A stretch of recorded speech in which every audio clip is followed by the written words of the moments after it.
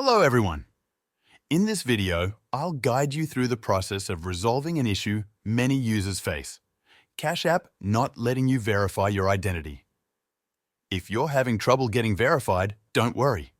I'll walk you through the steps to contact customer support and get the help you need.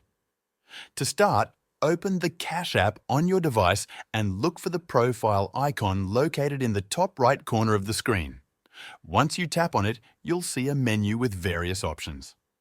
Scroll down the list until you find Support and tap on it to proceed. This will take you to the support section where you can explore solutions to common issues. Next, tap on the option labeled Something Else. On the next screen, you'll need to scroll down again and select Cash Card. This step ensures that you're accessing the right category to address your issue.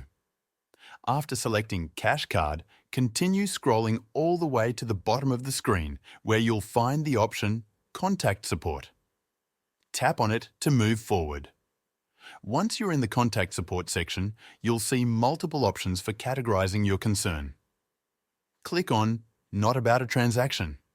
This helps narrow down the focus of your request to ensure you get directed to the right support channel.